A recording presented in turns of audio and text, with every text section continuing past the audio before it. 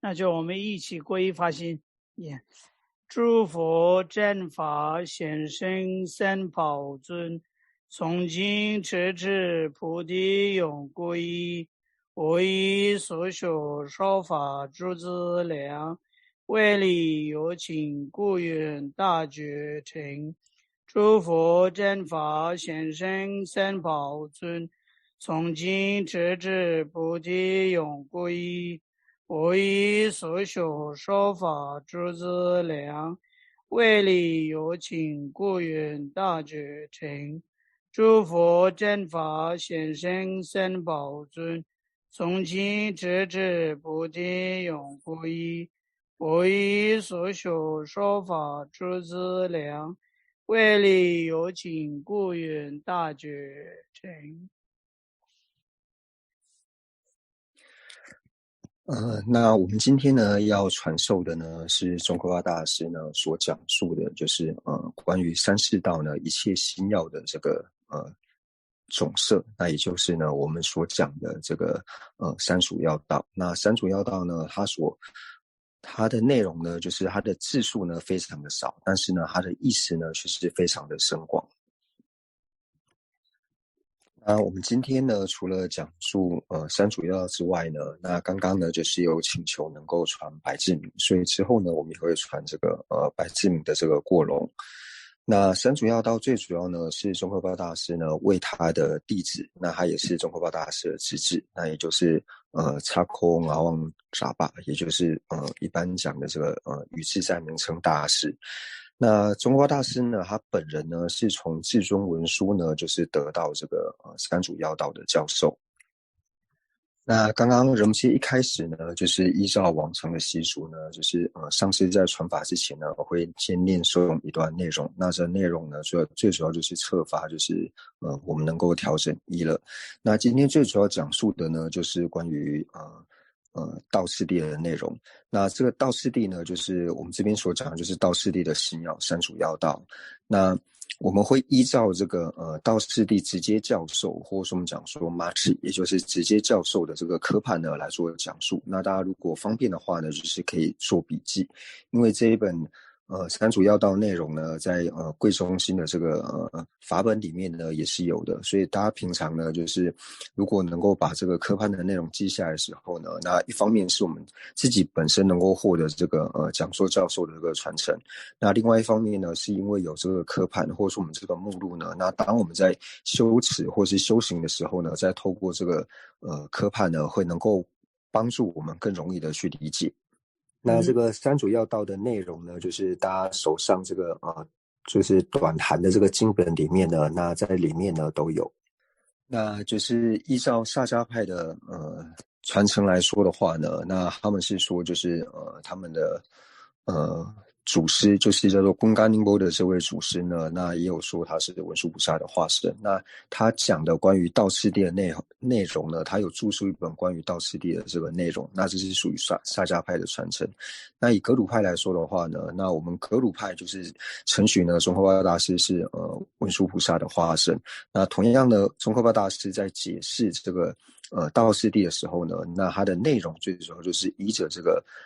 道的三个最主要的道，也就是我们讲的三主要道，然后以此来架构道次第的内容。那文殊菩萨呢，就是教诫给这个贡嘎宁波这位大师的这个所谓的这个四离欲的这个教授呢，那就讲到说，这四离欲呢，一开始就讲到说，如果呢我们贪着现世的话呢，那就无法希求后世。那如果希求自利的话呢，那就无法希求他利。那如果我们希求世俗的话呢，就无法希求圣意。那刚刚呢，就是漏了一个，就是如果我们希求就是世间安乐的话呢，那就无法获得解脱。那希求自利的话呢，就无法获得菩提。那希求世俗的话呢，就无法获得圣意。那宗喀巴大师呢所得到从文殊菩萨所得到的这个道次第教授呢，就是三主要道。那我们讲的三主要道呢，也就是出离心、菩提心还有空正见。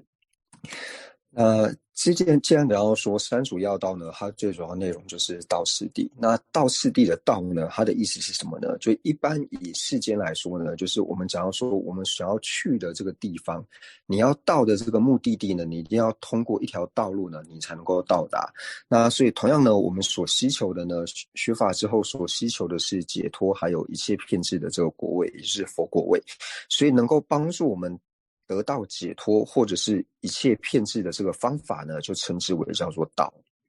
所以呢，在讲述道次第的时候呢，它最主要讲的呢，就是三种士夫这个修道的这个内容，所以叫做三士道，或者说我们这里所讲的三主要道。那我们在解释三主要道的时候呢，那它的根本科判呢，就是从前行、正行以及结行来做解释。那至于前行的部分呢，那如果说是对于就是每日呢在观修这个三主要道的这个修行者来说的话呢，那他在前行呢可以分为两部分。那我们讲的科判呢，就有点像是目录一样。所以这两个科判呢，第一个呢就是讲到说皈依发心，那第二个科判呢就讲到上师瑜伽。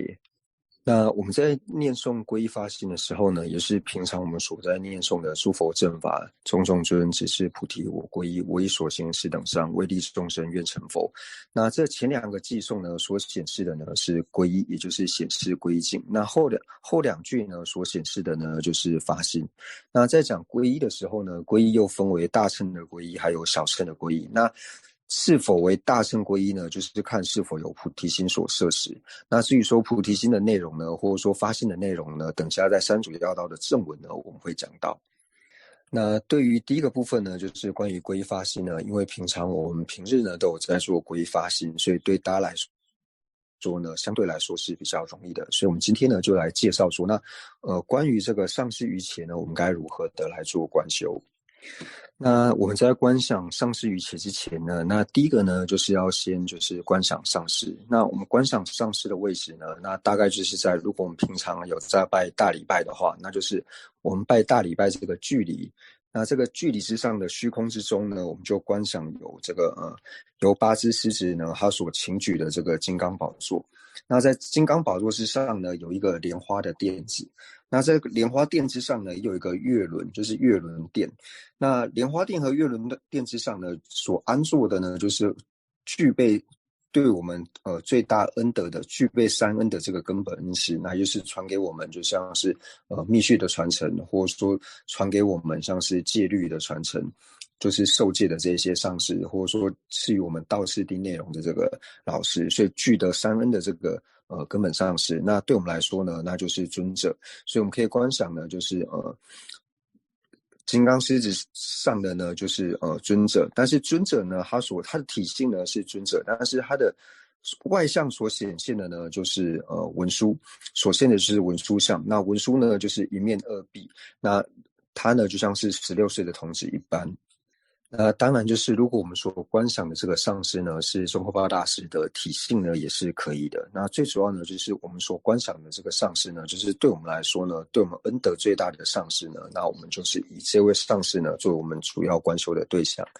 那刚刚就讲到说，就是观想我们的这个根本上师呢，他现为这个文殊相。那文殊呢就是一面二臂，那他所显现出来的相貌呢，就如同16岁的童子一般。那右手呢就是高举，然后拿着智慧焰剑。那左手呢就是拿着这个乌波罗花的这个花梗。那这个乌波罗花的花梗呢，那延伸出去呢就有乌波罗花。那乌波罗花的中间呢就是放着这个般若经。那至于说这个乌波罗花中间的这个经典呢，那有的传承上师是说呢，就是说我们就是观想般若经呢就可以。那有的上师呢是说，就是可以观想我们现在正在闻思的这个经典，就像是如果说你现在正在对于中观的论点呢做闻思，那你就会观想你所闻思的经典，或者说你在对于现观呢做闻思的话，那就观想现观的经典。那像以我们现在来说，我们是在听闻三主要道，所以可以把这个经典呢观想就是三主要道也是可以的。那接下来呢就观想就是对面虚空的上师呢，它的顶门呢有白色的唵字，那喉间呢有红色的啊字，那心间呢有蓝色的吽字。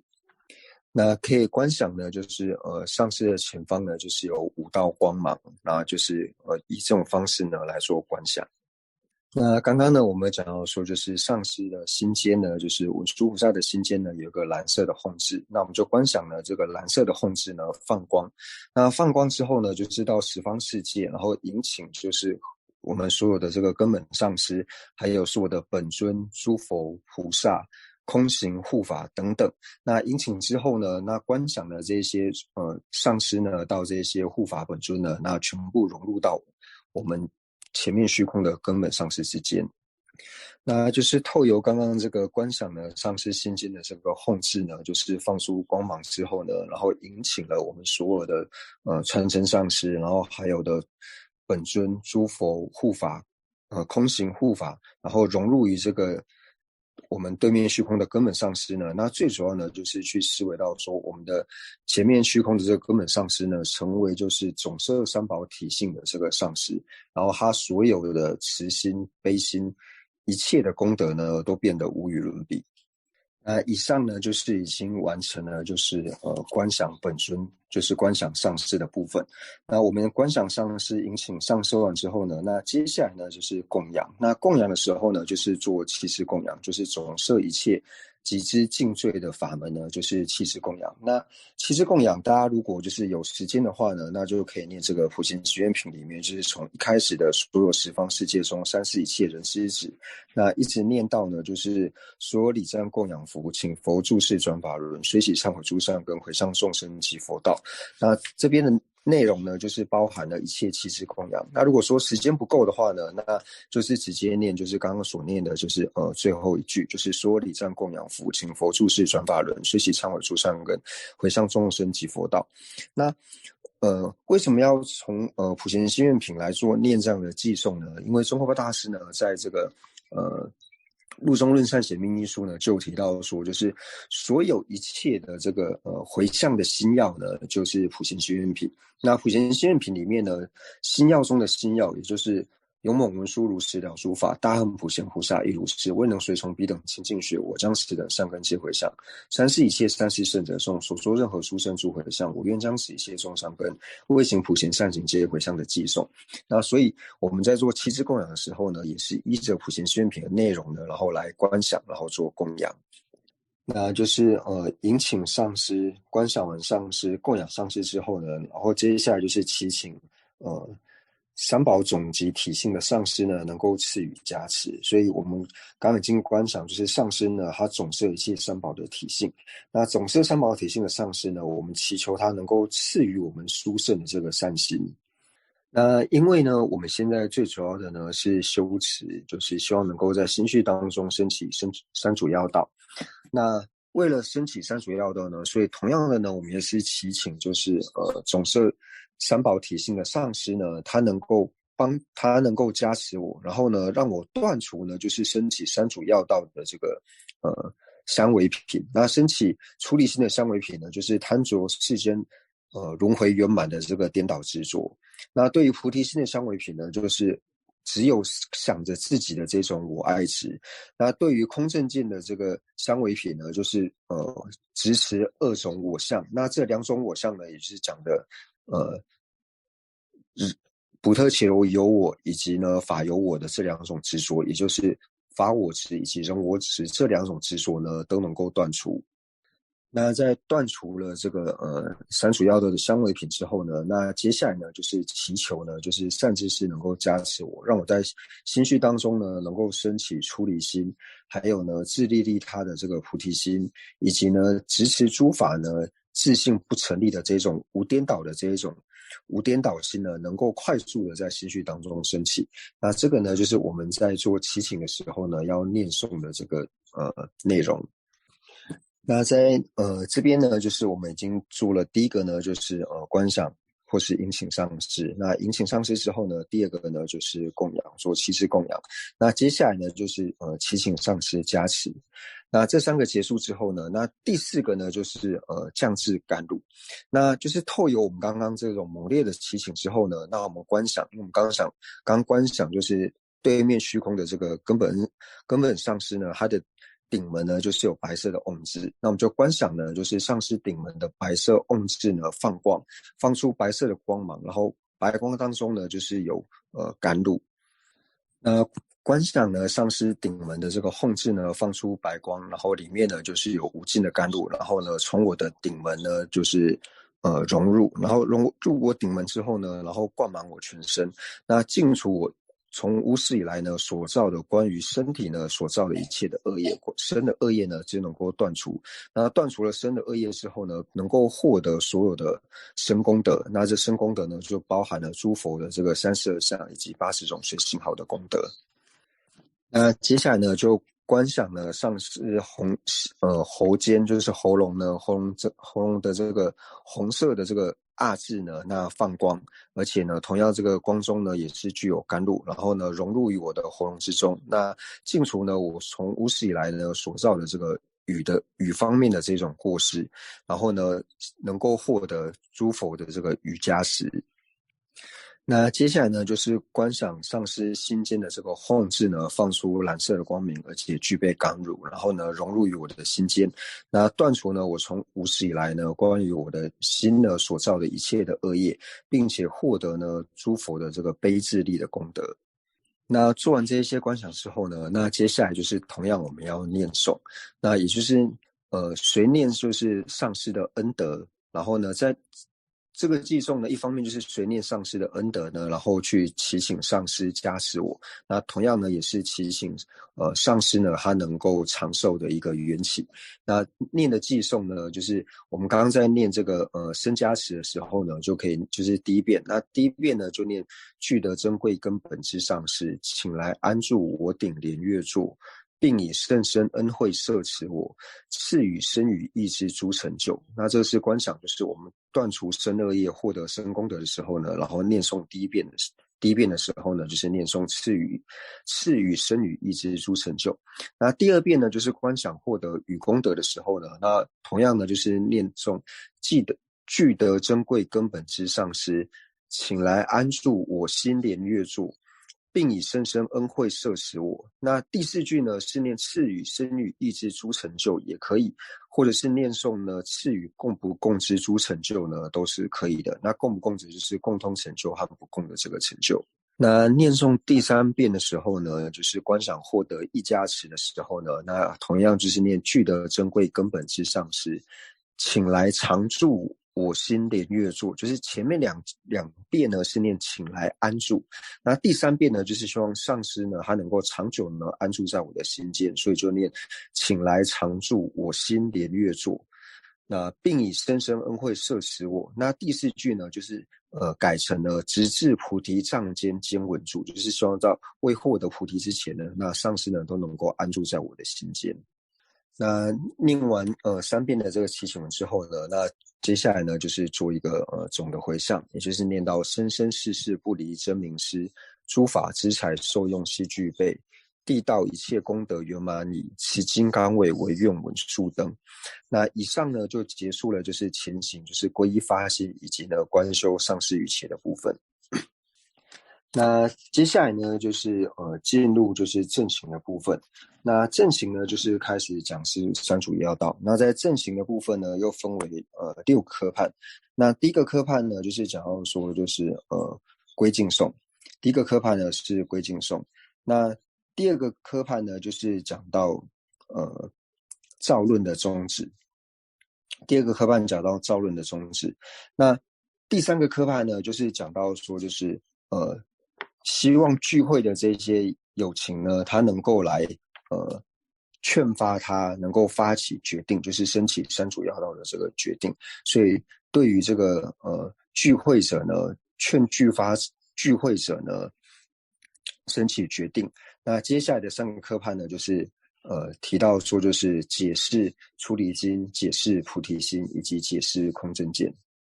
第一个科判呢，就是讲到说归敬颂。那归敬颂呢，就是第一句就是顶礼至尊上师们。那这个顶礼至尊上师们呢，那在藏文里面呢，一开始就讲说至尊上师。那至尊上师呢，它的藏文呢，就是第一个字呢劫的意思呢，就是提到说它是一切三世福三世福的这个像是国王一般的存在的缘故呢，所以叫做节。那尊呢，指的呢就是说他因为具备3种律仪的缘故呢，所以叫做尊，那也就是我们中文所翻的这个至尊。那拉玛呢，指的就是指上师。那为什么叫做上师呢？因为他的功德呢无上，功德无与伦比的缘故呢，所以称之为是上师。那顶礼至尊上师们的内容呢，它其实就包含了我们在道次第里面所讲的一指三知识以及加行六法的内容。那在宗喀巴大师呢，他除了就是在三主要道一开始呢，就是顶礼至尊上师呢，就是文殊菩萨之外呢，那同样的，无论像是宗喀巴大师所造的入中论善显密术，或者是了不了义上说上论，或者说呢菩提道次第广论呢，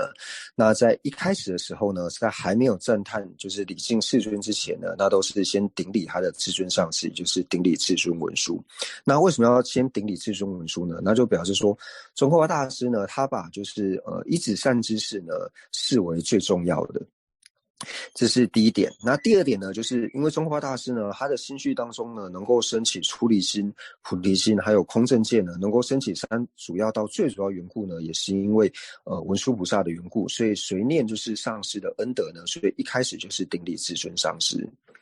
那接下来呢，就是讲到这个造论的宗旨。那造论宗旨呢，就是一开始讲到说，一切佛陀自言心要义，是诸贤善佛子所赞道，诸具善缘求脱之经道，我今因随己力而宣说。那一开始呢，一切佛陀自言心要义呢，所阐释的内容呢，就是出离心。那是诸贤善佛子之赞道，就是诸佛子呢所赞叹的呢，那这个指的呢，就是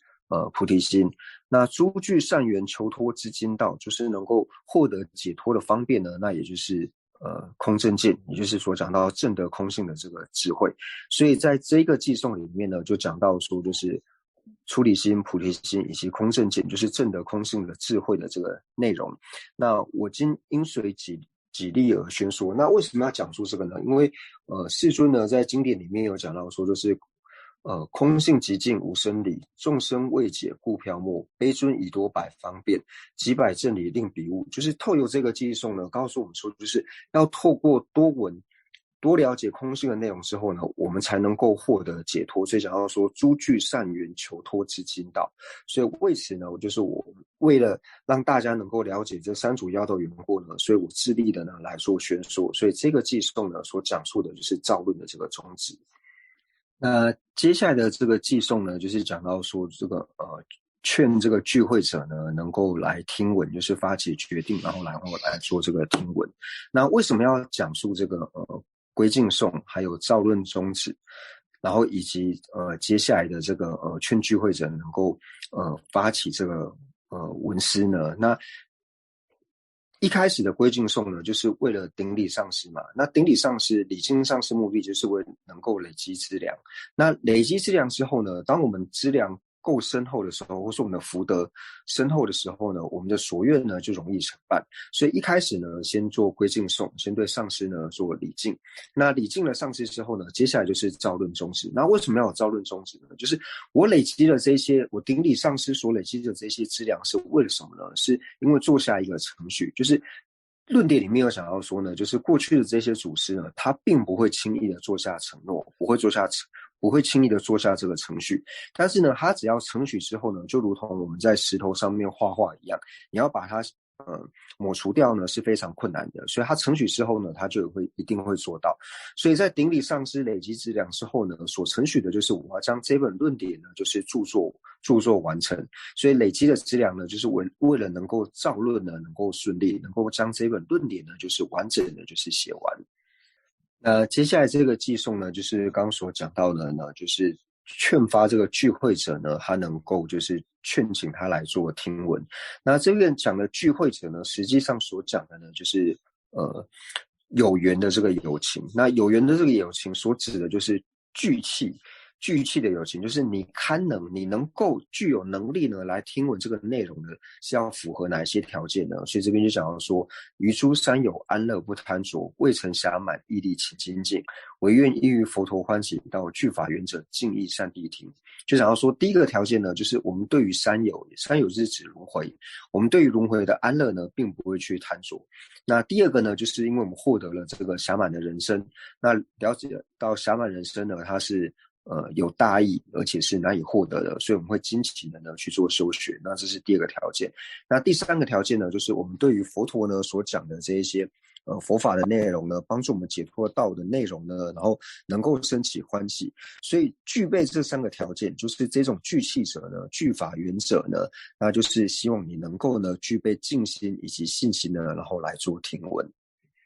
那接下来呢，就是讲到说，就是关于出离心的内容。那出离心的内容呢，又分为两个。那两个科判。那第一个科判呢，就是讲到说，就是我们为什么呢要升起出离心。那第二个呢，就是正修，就是出离心。那第一个呢，就是为什么要观修出离心的内容呢？那就想要说，无也有清净出离，无邪灭，欲求有海乐果之方便。就想要说，如果呢我们没有一个清净的出离心，那这边清净的出离心呢，指的呢就是毫无造作的这个出离心，就是我们能够任运升起的这个出离心之前呢，在还没有升起能够任运造作菩提心之前呢，那无习欲求有海乐果之方便。那我们无法希求呢，我们希求就是欲求有海，就是我们无法断除，就是我们内心呢贪求有海，有呢指的就是指轮回，就我们无法断除呢在轮回大海中希求轮回安乐的这种方便呢，我们是无法获得的。那因为呢无法断除呢我们在轮回当中呢就是贪求轮回安乐的这个方便的缘故呢，所以呢由贪三有众生遭系缚。那三有就是刚刚讲的，三有呢指的就是轮回，我们因为这个贪着三有安乐的缘故呢，所以我们在轮回当中呢被系缚在轮回里面。是故先当寻求出离心。所以呢这边是故呢则是原因，就是说如果呢我们想要从轮回的系缚当中脱离出来的话呢，那第一个呢我们就是要去寻求出离心。所以第一个科判就讲到说，就是为什么呢要修习出离心。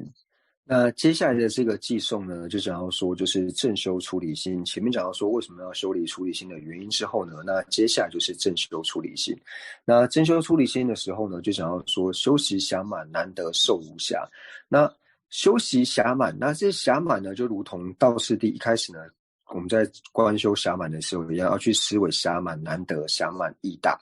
那了解了暇满难得、暇满义大之后呢，那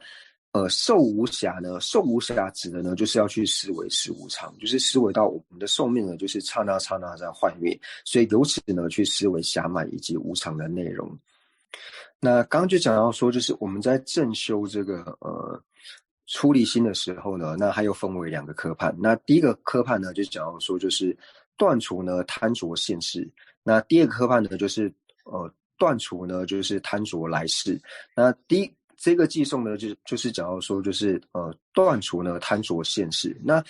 为什么说透由这样修习能够断除这个贪着现世呢？因为第一个呢，我们先修习就是暇满难得，然后了解暇满难得，而且易坏，因为就是念死无常嘛，它是很容易坏灭的。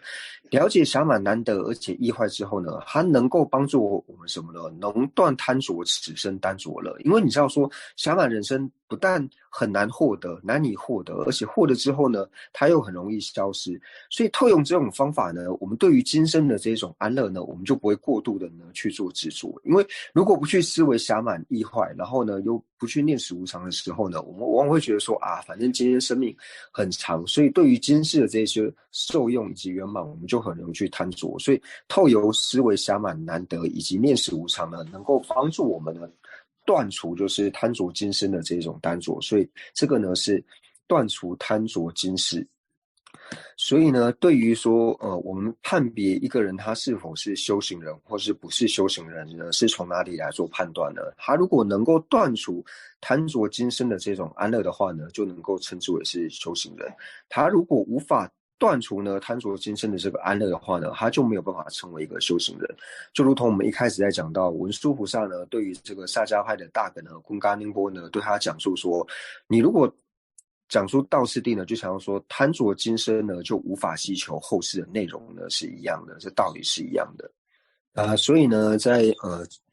噶当派的这个祖师呢，总尊巴大师呢，他就曾经对一个格西讲到呢，就是虽然说呢，就是我们去礼拜，或者说我们做课诵，或者说去绕塔呢，也都是很好的，但是呢，这并不是真正的这个修法。那这个格西呢，他就觉得很疑惑，为什么我们平常在礼拜，或者说我们常常在课诵，或者说我们去绕塔，他为什么没有办法称之为是真正如法的这个修持呢？那他就请问总敦巴尊者说，那该怎么做才是真正如法的修持？那总敦巴大师呢，就直接跟他说呢，就是舍弃现世，我们去修持舍弃现世呢，才是真正如法的这种修行。在道次第当中呢，有很多这方面的公案，那我们就不一一的去做阐释。那接下来呢，这两句呢，就是讲到说，就是如何断除呢，就是贪着来世。那断除贪着来世的方法呢，就是透由就是业果实不虚狂轮回苦，速施此意能断后世欲。那想要断除这种对来世的这个贪着呢，那我们就要去思维到就是业果的内容，就是业果呢，就是它不会欺骗我们，业果不虚狂。那思维的方式呢，就是去思维就是业果的4个特性嘛，就是为造不欲、以造不施等等呢，那去思维业果，那以及呢去思维轮回的这个痛苦。那在思维轮回痛苦的时候呢，那就讲到说思维轮回的总苦，那还有别苦。那轮回的总苦呢，就是讲到说像是思维苦苦、坏苦、行苦。那透由对于业果的这个思维以及思维轮回痛苦之后呢，那就能够帮助我们断除贪着这个来世。因为虽然即使获得了来世，但是呢，如果说我们没有办法断除这些贪着的话呢，我们还是无法从轮回当中脱离出来。所以第二个呢，就讲到说思维就是能够断除希求来世的这个方便。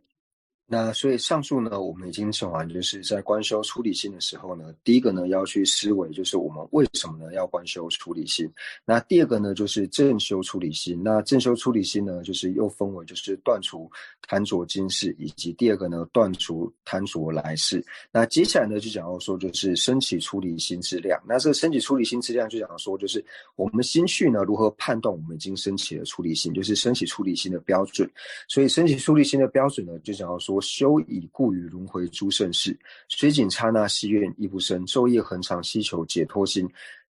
此生即时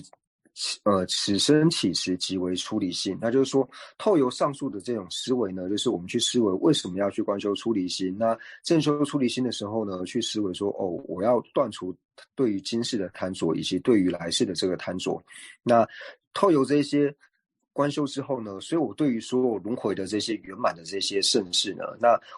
仅有刹那的这个时间呢，我也不会想要去希求就是轮回的这些好处，轮回的这些圆满，我都不会生气。而且我昼夜呢，能够恒常去希求，就是获得解脱的这种心。当我们能够就是毫无造作呢，升起这样的心的时候呢，这颗心呢就是出离心。所以总的来说呢，就是当我们不再希求轮回的安乐，而且呢能够希求解脱的时候呢，那这个时候就是在我们的心绪里面升起了出离心。所以呢，依照次第来说呢，就是一开始呢，我们要先断除对于希求今世的这种贪欲。但是呢，仅仅就是断除了就是贪着今世的这一种贪欲之后呢，就可以了吗？这是不够的。因为呢，就是虽然说呢，我们获得今生的这种安乐的时候呢，当然是能够去除今生的痛苦，获得今世的安乐，它就足够了嘛？这是不够的，就是因为虽然今生呢获得安乐，但是我们来世呢还是会感到种种的这个痛苦，所以呢，要先断除呢今生的这个痛苦，然后不要希求今世的这个安乐，要去希求来世。那获得来世的安乐呢就够了嘛？这个也是不够的，因为当我们获得来世的安乐的时候呢，它仅仅是让我们去除了苦苦以及坏苦，但是呢，就是从业和烦恼而生的这个行苦呢，我们还是没有断除。所以，当业和烦恼所生的这个行苦无法断除的时候呢，我们还是会不断的在轮回当中流转，不断的在轮回当中流转。所以，仅仅呢断除了就是希求来世的这种安乐呢，也是不够的。那接下来呢，就是讲到菩提心，所以讲到说，所以发生求脱出离心。那当我们升起出离心就够了嘛？那这里就是继续讲到说，就是升起出离心呢也是不够的，因为这个时候我们就要希求这个大乘法。那大乘呢，就讲到说大乘的这个方便以及智慧。那大乘的方便道呢，就是讲到说世俗的这个菩提心。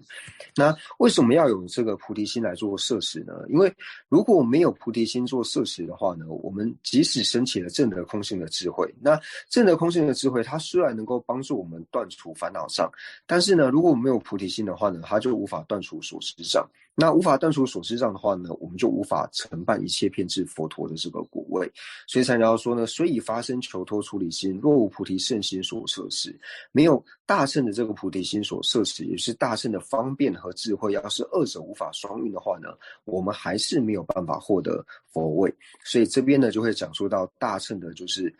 积道果的这个内容。那所以同样呢，在正说菩提心的时候呢，那同样的第一个科派呢，也是讲说为什么呢要观修菩提心的这个理由，那就是这里所讲到的，就是所以发生求脱出离心。虽然我们升起了出离心了，但是若无菩提圣心所摄持，但是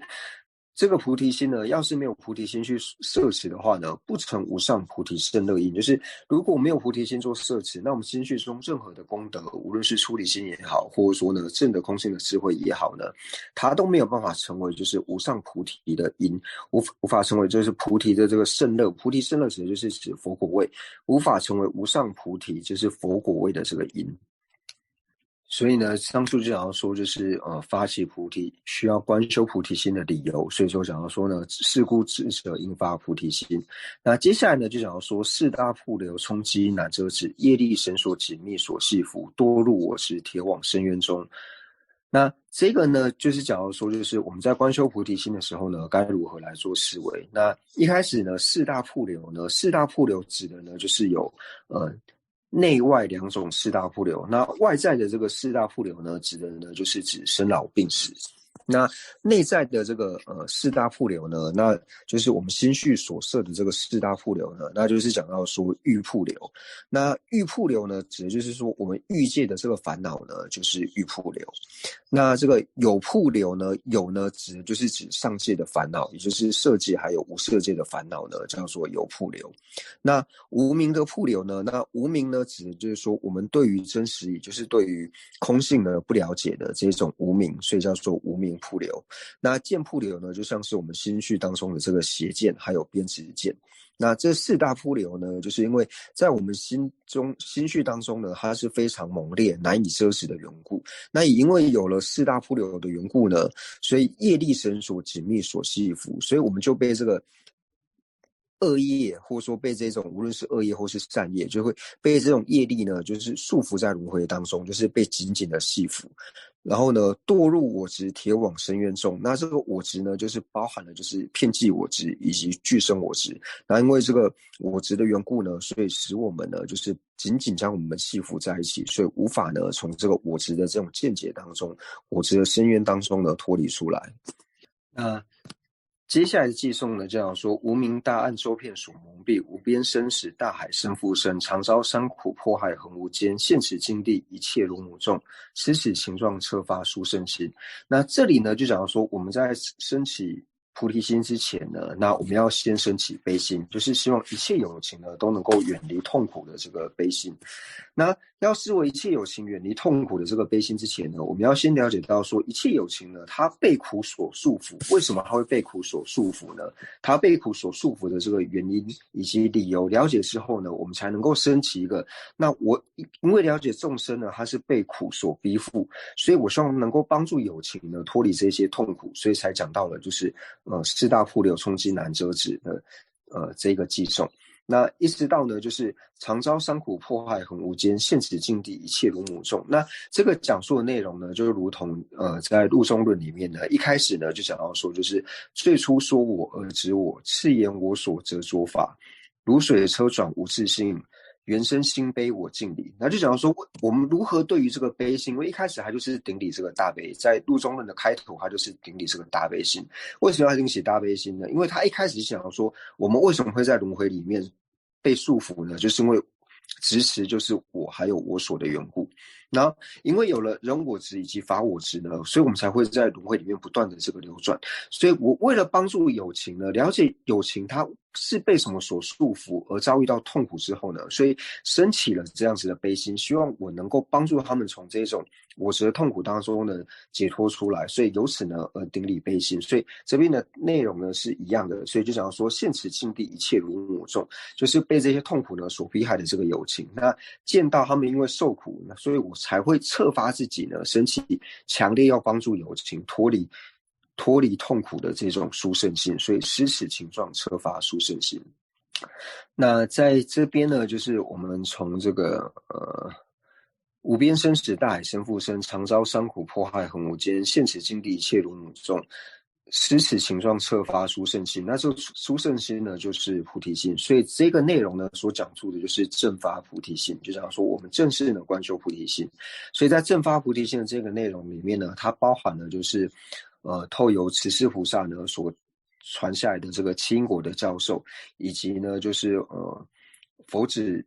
吉天菩萨呢他在入行论里面呢所讲到这个自他换的这个内容。所以上述呢已经讲完了，就是透由七因果以及自他换呢升起菩提心。那接下来呢就是讲到空正见的内容。那接下来呢，就是在讲述这个正见的时候呢，那同样第一个呢，就是讲述到说，就是为什么要观修正见的这个理由。所以讲到说，若不具足通达法性，或者就是通达空性的这个智慧呢，纵虽修习出离菩提心，即使我们有修习这个菩提心呢，它也没有办法断除三有的根本。不能断除三有根本。那刚才讲三有指就是轮回，无法断除轮回的根本。那轮回的根本呢，就是讲到说我执。所以通达缘起之法应勤修。所以这边讲的这个正见呢，就是指缘起见，就是空性的这个道理。那为什么说一定要去思维这个缘起以及空性的这个道理呢？因为我们要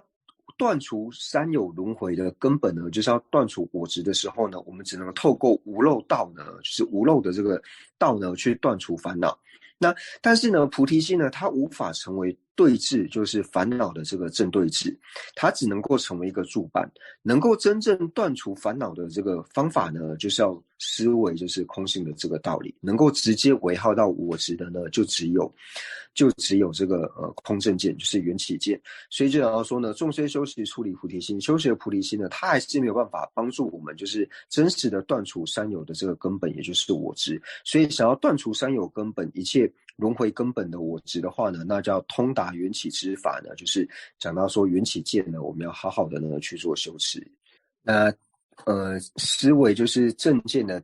第二个呢，科判就是抉择正见。那我们来如何抉择正见呢？那如何抉择正见，就是关键事出世间一切法。那世间呢，指的就是指这个轮回；那出世间呢，指的就是指涅槃。无论是轮回或者是涅槃的一切的这个法门呢，从因生果真实不虚妄，它都是透过这个因果的内容呢，它是无有错误无有虚妄的。那一切所执之境皆坏灭呢，这个所执之境呢，指的是我执呢，它所执持的这个境。我执所执持的境呢，我们何时呢能够破除我执所执持的这个境之后呢，就是能够坏灭掉我执所执持境的时候呢，彼乃去入佛陀欢喜道。这个时候呢，就是能够去入于就是所谓的这个正见，或者说呢就是中道。为什么讲说它是佛陀欢喜道呢？因为它是能够让我们获得解脱以及一切遍智的这个方便的缘故，所以能够让佛陀欢喜，所以彼乃去入佛陀欢喜道。那接下来呢，就是讲述到说，就是抉择正见不圆满。那接下来就是我们要去抉择这个正见。那什么叫做抉择正见不圆满呢？那就是像这里所讲到的，就是现象缘起真实不虚妄，性空不执远离诸程序，若实见此二理个别现，容未通达能人生密意。就是我们在观察就是缘起的时候呢，知道说缘起呢它是真实不虚狂的。然后我们在观察空性的时候呢，就是我们去思维空性的时候呢，了解到说空性它所持持的这个空正见呢，它所持持这个无自性的这个道理的时候呢，但是我们对于缘起的道理还有无自性的道理的时候呢，若实见此二理个别现，就是把这两个呢看成就是水火不容一样，就是说因为世间呢都是缘起的缘故，所以它应该要是自性成立的，或者说呢你了解到说因为诸法都是自性不成立的缘故呢，所以诸法呢都是不存在的。所以这个时候呢，如果把缘起见以及直持空性的这个智慧呢，把这两个呢就是看成像是水火不容一样的时候呢，那这个时候呢就是还没有能够真正的呢了解能仁者，也就是指世尊，没有办法了解甚深的他的这个密意。那就如同说我们对于说在了解空性之前呢，要先了解所破这样，但是了解了所破之后呢，我们才能够真实了解到空性的内容。所以这边想说呢，因为我们没有办法了解就是真正的所破的时候呢，所以会觉着正见不圆满。所以呢，就如同在入行论里面呢讲到说，未知所观是必不取彼无，就是如果无法了解这个真实的所破的时候呢，我们是无法真正的去通达空性的道理。那接下来呢，就讲到说觉着正见圆满，那哪一种情况呢才是我们的正见呢觉着之后呢是处于圆满的呢？那就是讲到说，就是空与缘起同起非更迭，若为关键缘起不虚妄，即而灭除实质所知境，而使正见观察乃圆满。那这就讲说呢，我们对于就是空性还有缘起的道理呢，在我见到缘起的时候，只要说诸法呢，它都是依缘而起，或是它是互相关待的时候呢，了解了诸法都是互相关待，我们就了解到说呢，诸法呢，它都是无自性的。那同样的呢，当我们了解说诸法呢都是无自性的时候呢，所以表示呢缘起是可以安立的，所以即而灭除实质所知境，就是我们了解说一切都是无自性的时候呢，你就能够了解说，因为无自性的缘故呢，所以诸法呢都是互相关待的。所以当我们能够了解这两者呢并非是相违的时候呢，而使正见观察圆满，这个时候呢，你觉得的正见呢才是一个圆满的正见。那这边要注意一点呢，就是我们虽然说这边讲到说觉得正见，所以觉得正见跟通达正见呢，就是我们要稍微做一个区分。因为光讲到觉得正见的时候呢，好像会觉得说有一些人呢，他好像已经通达了空性之后呢，但是呢，他对于他的这个正见的这个抉择呢不圆满，好像会升起这样子的疑惑。所以为了避免这样的疑惑呢，我们直接用觉得正见圆满或者是不圆满来做区分。因为如果说我们对于我所觉得这个正见呢，要是不圆满的时候呢，就表示说你无法呢就是破除所破。那所破呢，你若是无法破除的话呢，你就没有办法通达空性。所以在这边我们就是在讲到说抉择正见或是通达正见的时候呢，有时候可能会产生一些误会。所以为了避免这样子的误会呢，我们就直接用抉择正见和圆满和不圆满呢来做区分。接下来呢所讲述的呢就是应成派呢他不共的这个程序，或者说应成派呢他所不共的这个见解。所以讲到说呢，就是又由现象断除有边见，并由空性舍离无边见，了知空性显现因果理，不为边执邪见所解夺。那这讲到说呢，又由现象呢断除有边见。那现象呢，就比方说，就是我们见到呢，诸法呢都是因缘和合，只要诸法呢都是互相关待而能够成立的时候呢，它能够断除我们就是支持诸法呢是有自性的这一点。就是你透由呢，就是了解缘起的道理呢，你因为了解缘起，所以你知道诸法呢是无自性的，所以你能够破除呢诸法呢是有自性的这个有边的这个见解。那同样呢，并由空性舍离无边见。那了解了无自性的道理的时候呢，因为你了解无自性的时候呢，你就能够断除呢诸法都是不存在的这种无边这种坏灭的这种见解呢，你是能够断除的。因为你了解诸法呢它是无自性的缘故，所以诸法你才能够去安立它是由因缘而起而存在的这种方式，你才能够成立。所以自然而然你就会断除呢诸法都是不存在的这种坏灭的这个无边见。所以了知空性显现因果理，所以了知空性的道理的时候，同时呢它能够显现互相关待的这个因果的道理。当我们如实了知这一点的时候呢，就不为边执邪见所解读。那这边边执邪见呢，就是总摄道就会不为五执呢所系缚。所以这里呢虽然是讲说这个是应成派的这个见解，那其实也是可以从就是像是唯识派或是秩序派呢，他们也是能够去解释说，就是透由现象断除有边界，并由空性舍离无边界。不过这边讲说是应成派不共承许的缘故呢，是因为他的这个所破呢，是以应成派的这个所破呢为主要的见解。那接下来呢，就是最后就是结行。那结行呢，就是讲到说，就是劝勉呢，就是行者呢能够努力的去做修持。那所以讲说，如是于此三主要道义，至若如实通达诸恶要，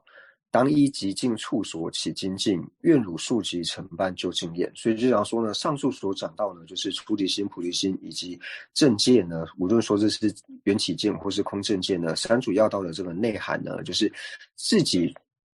经过闻思，然后能够通达这个恶要之后呢，那就要好好的呢到这个极尽处，就是比较僻静的处所呢，去精勤的这个修持，愿汝速即承办就经验。那这个愿汝呢，汝是指你嘛，但在藏文的里面呢，它指的是就是指说这个